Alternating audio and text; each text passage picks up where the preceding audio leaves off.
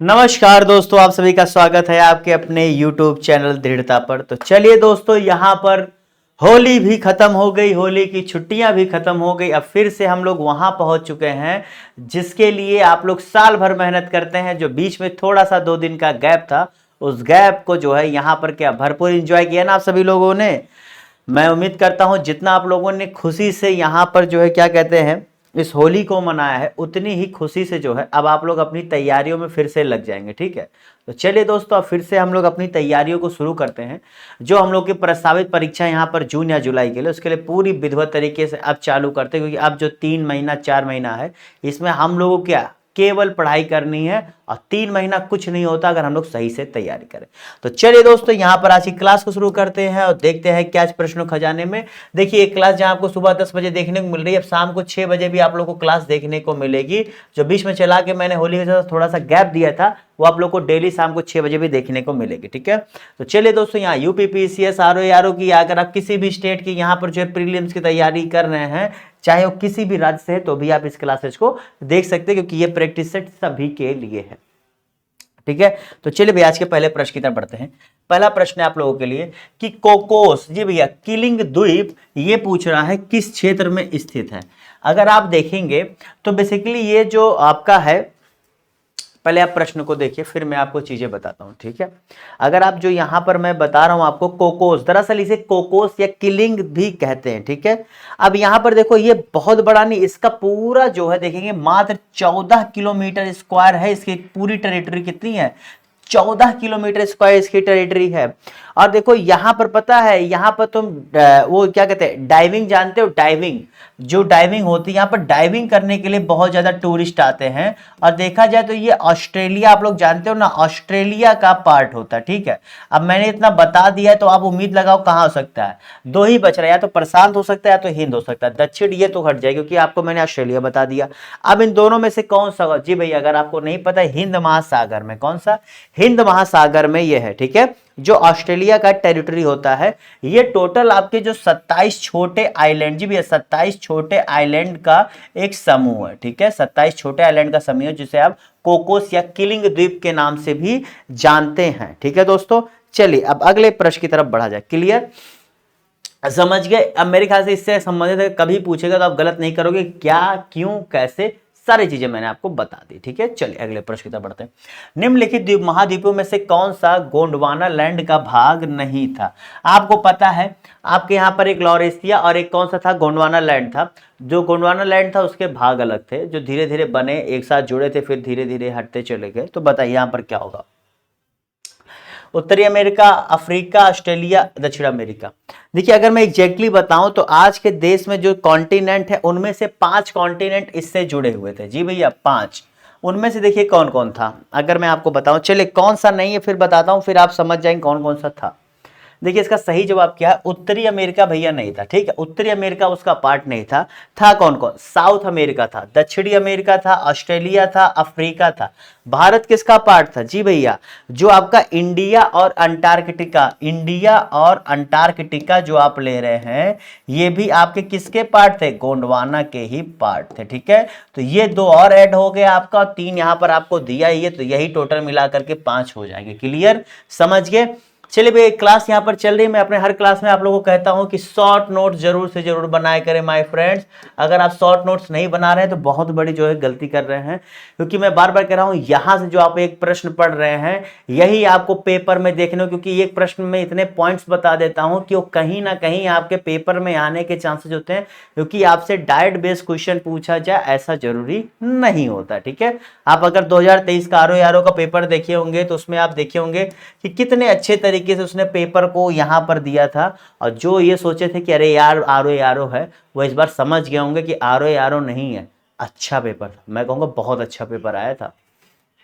अगला प्रश्न है, पारिस्थितिकी तंत्र के जैविक घटकों में कौन उत्पादक घटक? जी भैया देखिए, दरअसल आप देखेंगे जो जैव पारिस्थितिकी तंत्र है, इसमें एक आता है, क्या नाम है, प्रोड्यूसर, फिर होता है क्या, प्राइमरी कंज्यूमर, फिर क्या आता है, सेकेंडरी कंज्यूमर, फिर क्या, टर्सरी कंज्यूमर।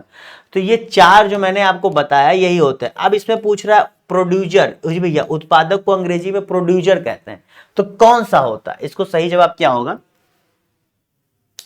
तो यहाँ पर जितने लोगों ने इसका सही जवाब क्या दिया है, जी भैया आपका हरे पौधे जो होते हैं प्रोड्यूसर होते हैं, इनको प्राइमरी प्रोड्यूसर खाते हैं। प्राइमरी प्रोड्यूसर में क्या आते हैं आपके, जैसे क्या छोटे छोटे कीट पतंगे नहीं होते वो आते हैं। फिर उसके बाद क्या आते हैं सेकेंडरी, जो उन्हें खाते हैं। ठीक है, मनुष्य किस में आता है, मनुष्य टर्सरी में आता है। ठीक है, चलिए अगले प्रश्न की तरफ बढ़ते हैं। भारत के सर्वोच्च न्यायालय के संबंध में कौन सा कथन सही है? चलो इन चारों में से बताइए इसका सही जवाब क्या है। चलिए भैया देखिए, जवाब दीजिए, बताइए सही जवाब क्या है। दरअसल ये जो आपके आर्टिकल 131 जो है, अनुच्छेद 131 जो है, इसमें दरअसल मैं आर्टिकल को ऐसे लिखता हूं तो आप लोग थोड़ा समझ जाइएगा। तो अनुच्छेद जो 131 आपके संविधान का है वो क्या बताता है, वो संविधान में सर्वोच्च न्यायालय के शक्तियों का उल्लेख करता है। ठीक है, तो ये पूछ रहा कौन सा सही है बताइए। तो जितने लोगों ने यहां पर इसका सही जवाब क्या दिया है, तो जितने लोगों ने क्या बी जवाब दिया, सही कर लीजिए। देखिए इसके पास ये सारी सुविधाएं जो केवल लगा करके ना इन्होंने मारा है, इसकी शक्तियों को कम कर दे रहे भैया। Guardian of constitution supreme court, क्यों? क्योंकि भैया गार्जियन है यार, उसके पास अगर शक्ति नहीं दोगे तो गार्जियन कैसे बनेगा? आखिर उसने क्यों 99 जो अमेंडमेंट था उसे क्यों उसने जो है नल एंड वाइट कर दिया था, जो आपके यहां पर प्रेजेंट गवर्नमेंट ने लाया था 2015-16 के आसपास? बिकॉज क्योंकि उसमें था कि जो सिलेक्शन होगा, सिलेक्शन ऑफ जजेज, वो किसके द्वारा, वो सेंट्रल गवर्नमेंट के अंडर में होने वाली थे। मतलब उन्होंने क्या किया था, सुप्रीम कोर्ट के जगह दी थी, लेकिन उसमें जो है ज्यादा हस्तक्षेप हो रहा था सेंटर का। इसलिए उन्होंने कहा ना, आप कानून बनाओगे, हम चेक करेंगे संविधान अनुसार है कि नहीं, और आप हमारी अगर नियुक्ति करोगे तो अपने हिसाब से कानून भी बनाओगे, आप अपने हिसाब से देश भी चलाओगे पूरा। तो वहां पर जुडिशियल जो एक्टिविज्म है वो कहां रह जाएगा, रिव्यू कहां रह जाएगा। इसलिए नहीं, हम इसको नल एंड वाइट करते। बहुत अच्छा डिसीजन था वो। एक स्वस्थ लोकतंत्र के लिए जुडिशरी का और आपके क्या कहते हैं ब्यूरोक्रेसी का और आपके पूरे संसद का, तीनों का अलग होना बहुत जरूरी है। इनमें हस्तक्षेप एक दूसरे काम में ना हो। ठीक है, किसी देश की आर्थिक वृद्धि की सर्वाधिक उपयुक्त माप है? जी भैया देखिए, आपको पता है आर्थिक वृद्धि जो आपकी ग्रोथ रेट होती है, ठीक है, मतलब इकोनॉमिक जो ग्रोथ होती है उसके लिए सबसे अच्छा माप, मतलब किस हिसाब से आप मेजर करेंगे कि इस देश की जो ग्रोथ रेट है या ग्रोथ जो हो रही है वो बहुत अच्छे से हो रही है। मतलब ये क्या कह सकते हैं कि हाँ विश्वसनीयता है इसमें, बहुत अच्छे से आप कैलकुलेट कर सकते हैं। तो जितने लोगों ने यहां पर इसका क्या जवाब दिया, प्रति व्यक्ति उत्पाद, जी भैया पर पर्सन जो यहां पर प्रोडक्शन की बात हो रही है, यही इसका सही जवाब होता है।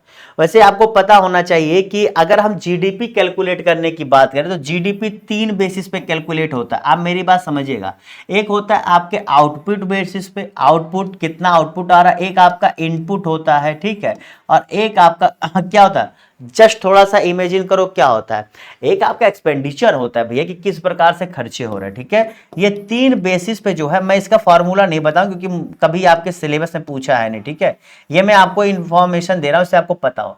तो ये आउटपुट बेस पे, इनपुट बेस पे, एक्सपेंडिचर बेस पे आपका जीडीपी कैलकुलेट होता है। ठीक है, ये आपको पता है। अब कह रहा है इनमें सबसे अधिक, तो देखो प्रति व्यक्ति आय कैसे निकलता है, जो आपके टोटल क्या नाम है, जो आपकी टोटल जीडीपी है, जो जीडीपी आपको इन तीनों बेसिस पे आने के बाद बटा पॉपुलेशन, आपकी जो पॉपुलेशन है उससे आप इसको क्या कर दीजिए, डिवाइड कर दीजिए, जीडीपी अपॉन पॉपुलेशन जिस भी देश की, उससे आपका क्या आ जाएगा, पर पर्सन आपका आ जाएगा। ठीक है, समझ गए?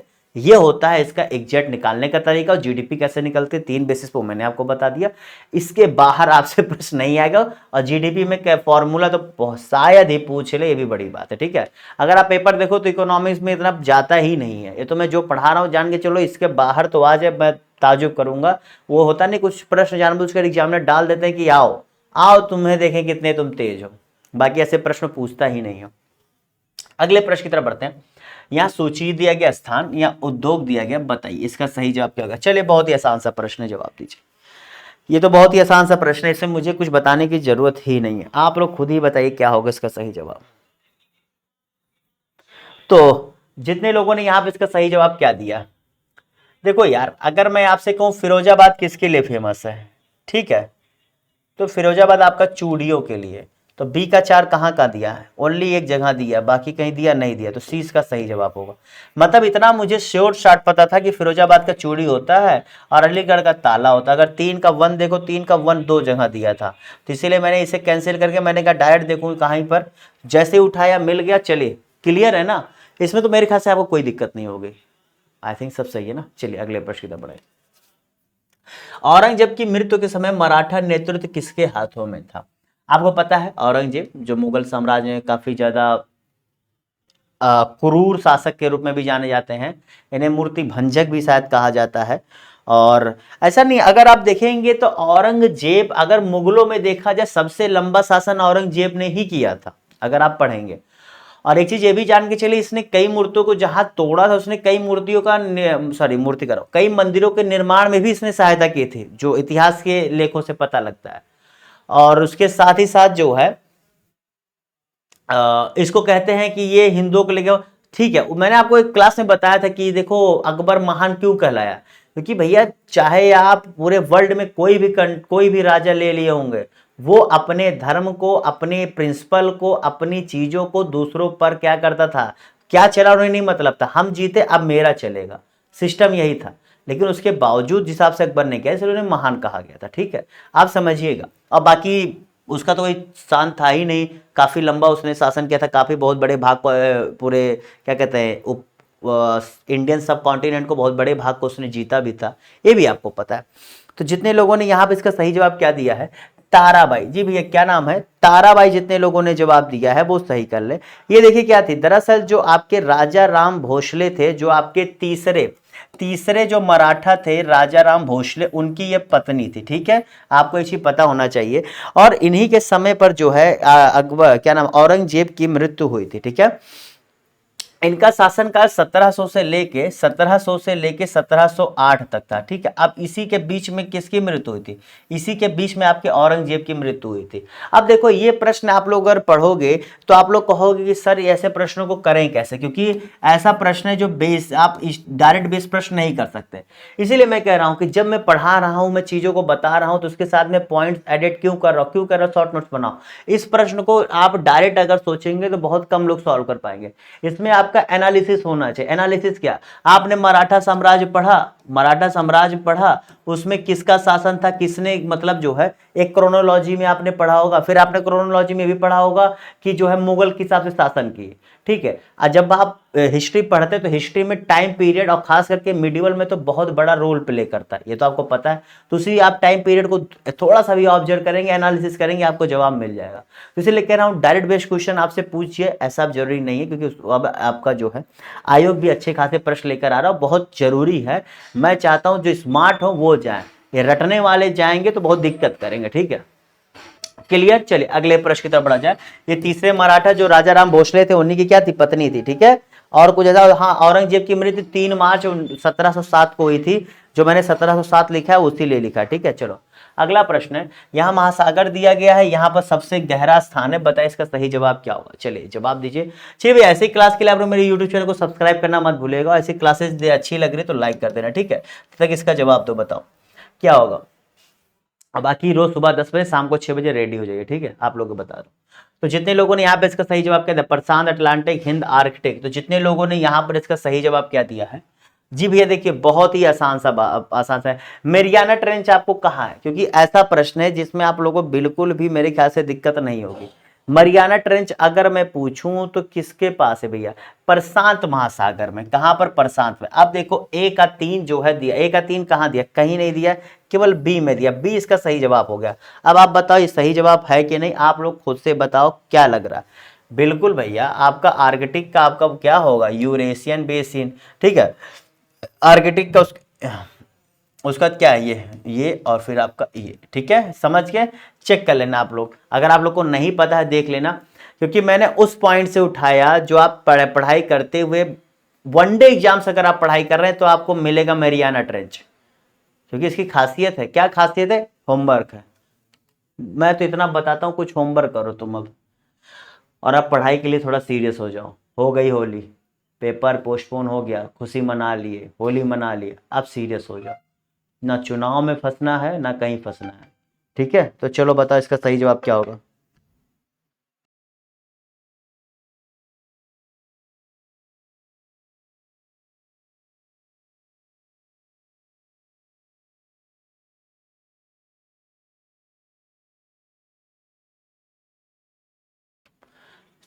तो जितने लोगों ने इसका सही जवाब क्या दिया, जितने लोगों ने यहां पर इसका सही जवाब क्या दिया है, डी सतलज।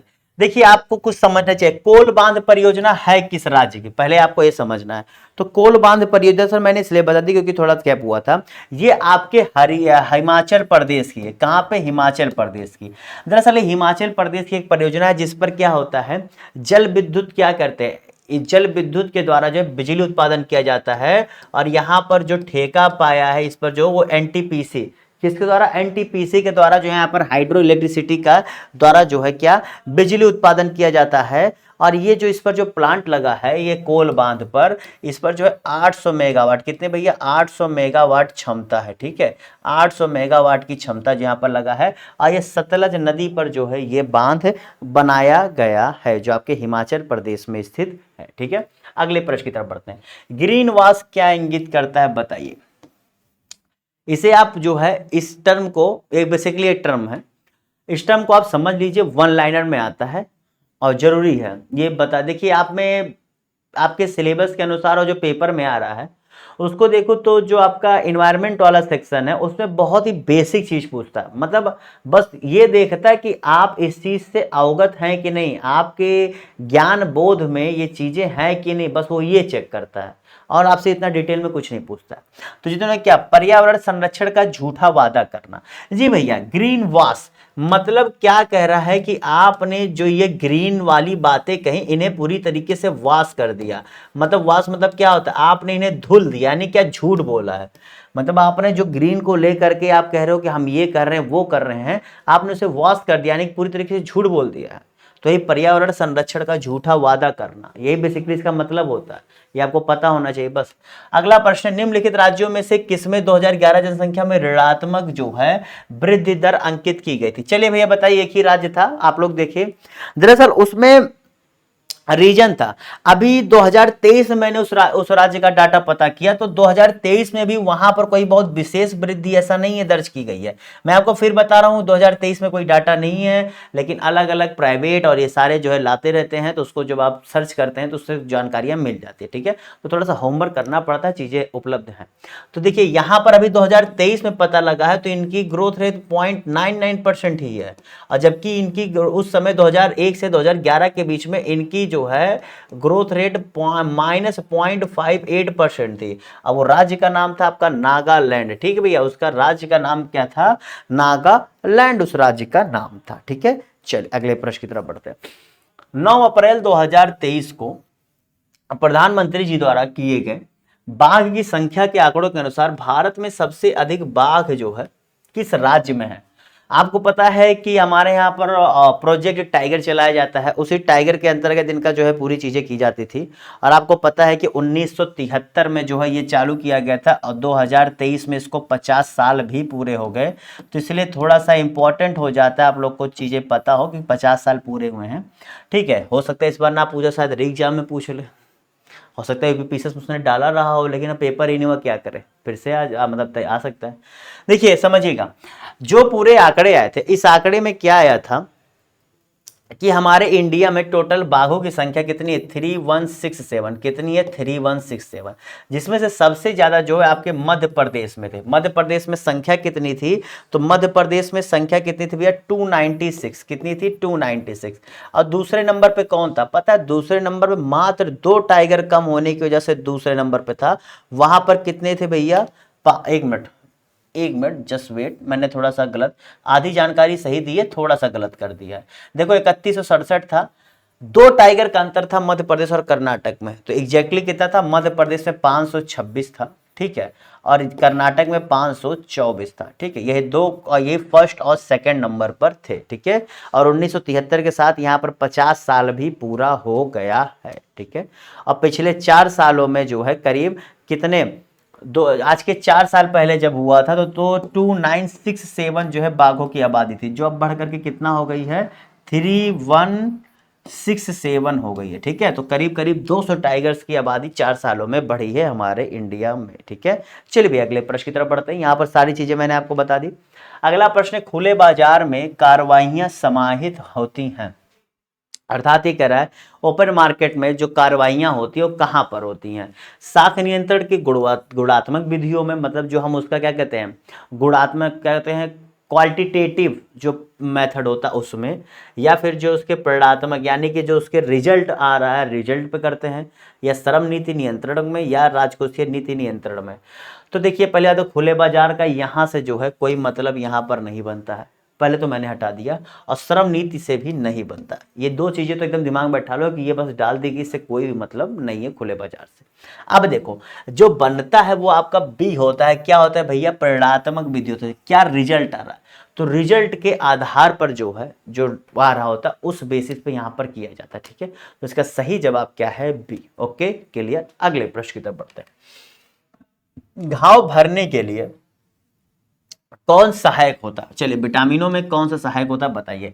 चलिए इसे तुरंत करते आगे बढ़ते, इससे आसान सा प्रश्न क्या आएगा, अगर ये नहीं जवाब दे पाओगे तो सोचना है समझना है कि आप कहाँ जा रहे हो।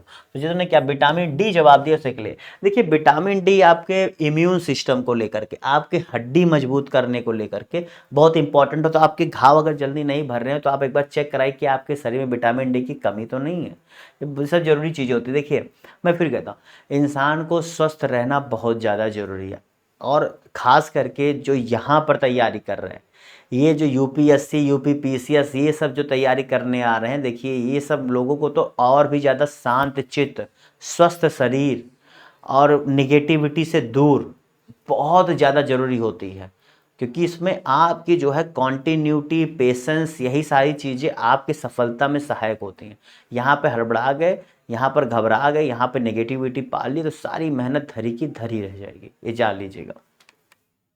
निम्नलिखित देशों में से कौन अफ्रीका महाद्वीप में नहीं स्थित है, चलो बताओ इन चारों में से बताइए कौन सा अफ्रीका महाद्वीप में नहीं स्थित है। जैसे आपको पता है अफ्रीका महाद्वीप में करीब 50 से ज़्यादा देश हैं, ठीक है, और इनमें से बताइए कौन सा एक है जो नहीं है। इसका सही जवाब क्या होगा, तो जितने लोगों ने यहाँ पर इसका सही जवाब क्या दिया है, डी गुआना। गुआना भैया आप देखोगे ना तो दो दक्षिण अमेरिकी देश हैं, दक्षिण अमेरिकी देशों में से एक देश आपका गुआना भी है, ठीक है। अगले प्रश्न की तरफ बढ़ते हैं। उत्तर प्रदेश के निम्नलिखित में से किस जनपद में अगरिया, जी भैया अगरिया जनजाति निवास करती है, बताइए। ये प्रश्न मैंने 2-3 बार करा दिया। अगरिया दरअसल बहुत ज्यादा है ना आपके यूपी में, तो इसलिए इंपॉर्टेंट भी हो जाता है। जितने लोगों ने यहाँ पे इसका सही जवाब क्या दिया, सोनभद्र ने क्या सोनभद्र जवाब दिया, उस सही कर ले। अगला प्रश्न है सर्वाधिक औसत साक्षरता वाले अगर 4 जिलों का सही अवरोही क्रम यहाँ पूछ रहा है, बताइए क्या होगा। चलिए देखते हैं कितने लोग इसे सही करते हैं। मैं हूं, मैं बताऊंगा, बट इससे पहले आपका जिम्मेदारी सही करके बताओ। चलो बताओ, क्वेश्चन नंबर 677 है, बताइए इसका सही जवाब क्या होगा, क्या होगा बताइए। तो देखो भैया यहां पर अगर आप मुझसे पूछोगे मैं इसका जवाब दे दे रहा हूं, मैं डाटा भी दूंगा लेकिन जवाब पहले दूंगा कि आप सही हो कि नहीं, एक बार आप भी गेस करो। तो इसका सही जवाब क्या होगा, सी।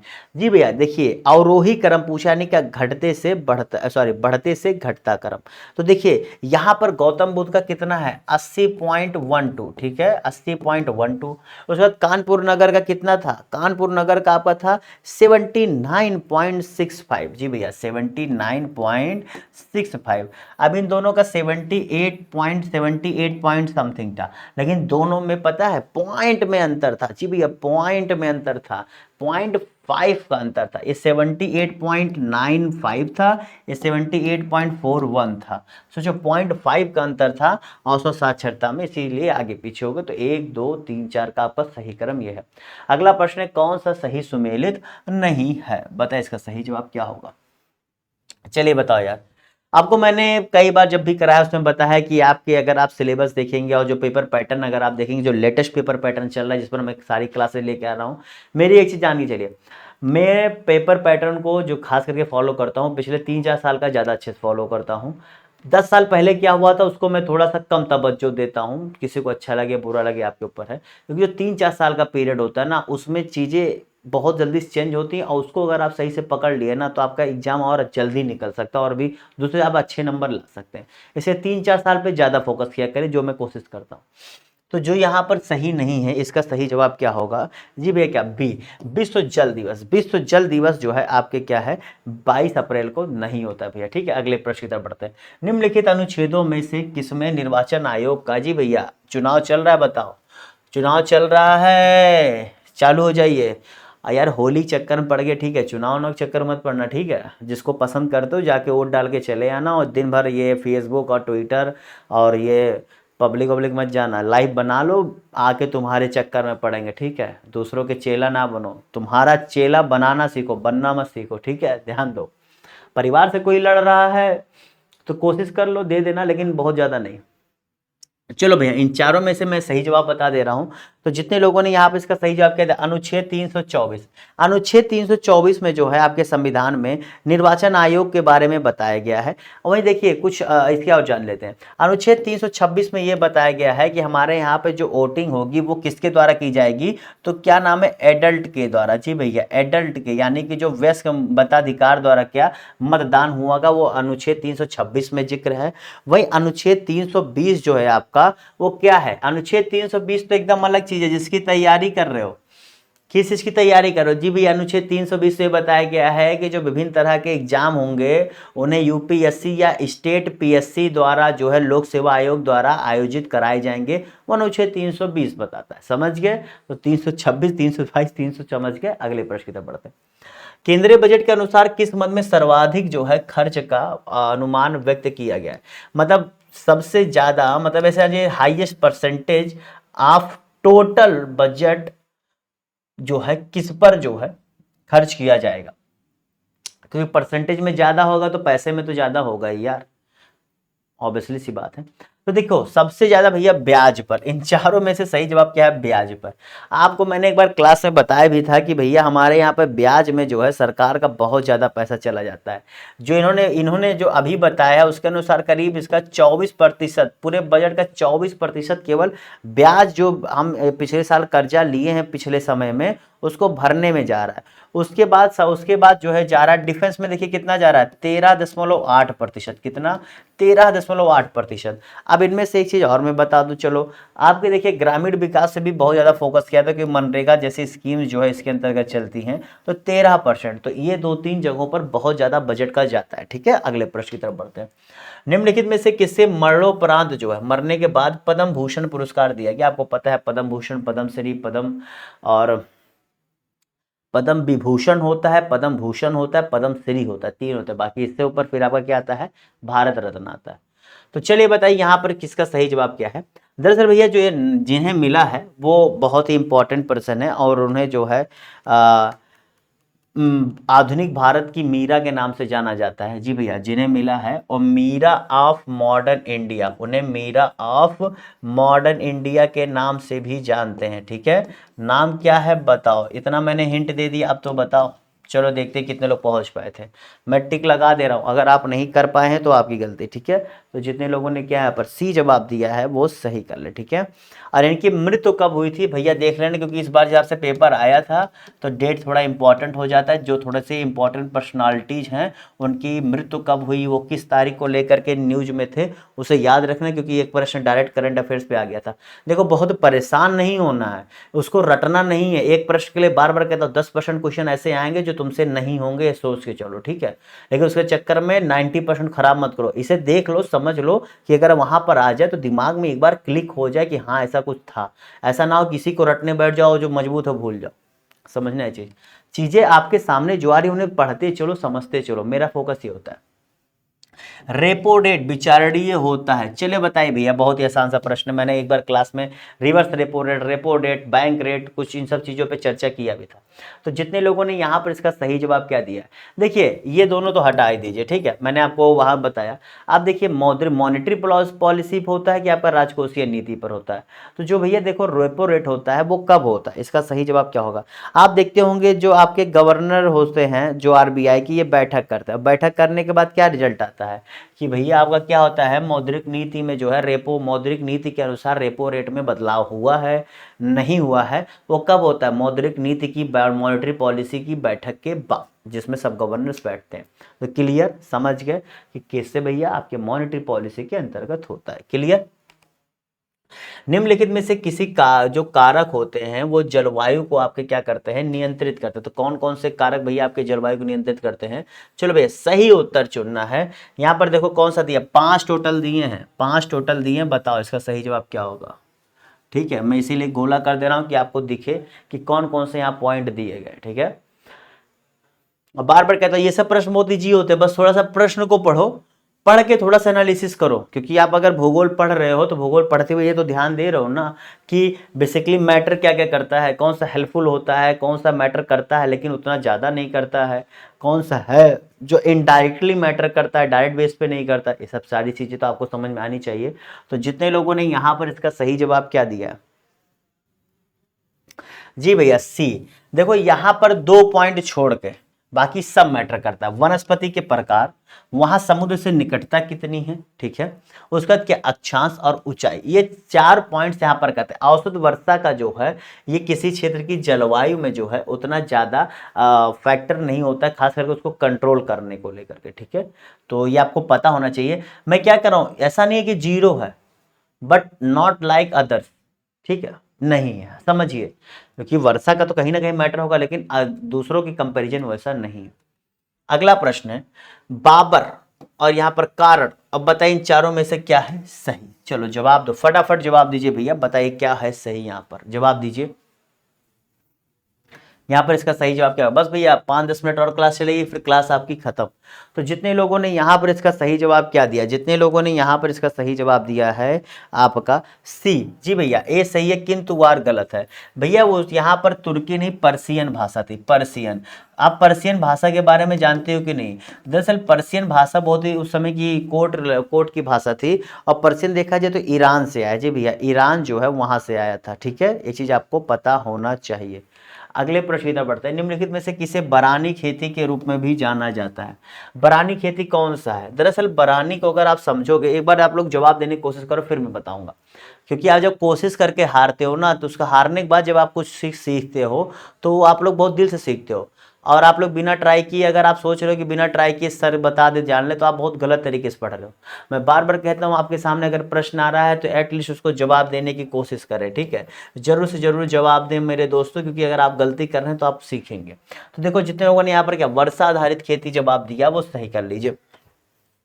दरअसल जो आपका बरानी वर्ड है ये आपके जो पर्सियन वर्ड है, क्या नाम है, बारन। जी भैया, जो आपका बरानी है तो जो आपका पर्सियन वर्ड है बारन, उसी से जो बारन का मतलब क्या होता है, रैन, वर्षा। ठीक है, अंग्रेजी में रैन, हिंदी में वर्षा होता है बारन का मतलब। तो इसी से आपका क्या बरानी वर्ड बना। ये आपका कौन सा पर्सियन भाषा है, पर्सियन माने क्या, पारसी भाषा है। ठीक है, समझिए आपके ईरान से आपका है। मैंने अभी आपको पिछले प्रश्न में ही बताया जो आपके अकबर के मुगलों का क्या है, कोर्ट की भाषा थी। किस शासक को जो है सेंट्रोकोट्स और एंड्रोकोट्स कहा गया, बताइए इसका सही जवाब क्या होगा। आसान सा प्रश्न है यार। अब ये सब ने, चलिए हिंट देता हूँ, इसी ने जो है मौर्य साम्राज्य की स्थापना की थी, और 320 से लेकर के 298 एडी तक इसका क्या था, टाइम पीरियड था। 320 से लेकर के 298 एडी तक जो है इसका टाइम पीरियड था। तो बताइए इसका सही जवाब क्या होगा। तो जितने लोगों ने यहाँ पर क्या चंद्रगुप्त मौर्य जवाब दिया है वो सही कर ले। ठीक है, चंद्रगुप्त मौर्य जितने लोगों ने जवाब दिया है वो सही कर ले। अगले प्रश्न की तरफ बढ़ते हैं। बताइए निम्नलिखित में से कौन सा अम्लीय वर्षा के लिए जो है जिम्मेदार प्रदूषक वायु प्रदूषक है? ये प्रश्न मैंने आप लोगों को आज शायद 687 प्रश्न होने वाले हैं, तीसरी बार आ रहा है। वही कह रहा हूं ना, जब आप यहां से पढ़ते रहोगे, पढ़ करके जाओगे, तभी एग्जाम में 150 में से 140 में से इसी में से एक प्रश्न मिलेंगे। ठीक है उसके लिए यहाँ पर डेली आपको पढ़ना पड़ेगा। अभी तो मैं ये प्रैक्टिस सेट करा रहा हूँ, बाकी जो सब्जेक्ट बेस अभी आपका चलेगा हिस्ट्री ज्योग्राफी, क्योंकि भैया ये 3 महीने अब दबा के चलेगा। ठीक है, करंट अफेयर्स पे स्पेशल फोकस होगा, क्योंकि 10 से 15 प्रश्न 20 प्रश्न उसे अगर सही से कर लें तो कई सारी चीजें आपको वैसे भी कवर हो जाती है जो आपकी अन्य में आती हैं। ठीक है, जैसे आपका इंस्टीट्यूशन कहाँ स्थित है, और कुछ जो आपके पॉलिटी से संबंधित होता है, सब चीज़ें इसमें कवर हो जाती है। और खास करके आपका वो सेक्शन क्या कहते हैं, एग्रीकल्चर भी अच्छा खासा उसमें कवर हो जाता है। ठीक है, तो जितने लोगों ने यहाँ पर क्या डी जवाब दिया है, क्या डी जवाब दिया है वो सही कर लिया। मैंने काफी कुछ बताया हुआ है इसके बारे में। भारत में निम्नलिखित नदियों में से कौन सी नदियां भ्रंश घाटी से होकर के बहते हैं? जी भैया, रिफ्ट वैली से कहते हैं।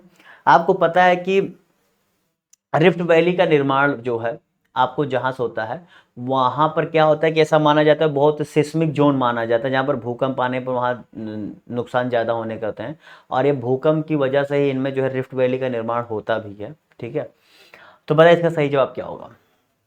तो देखिए भैया, आपके जो दो टोटल वैसे 3 नदियां हैं, तो इनमें से जो है 2 नदियां हैं जो हो करके जाती हैं, यानी कि 2 हैं 2 नहीं है। तो इसका सही जवाब यहाँ पर क्या है?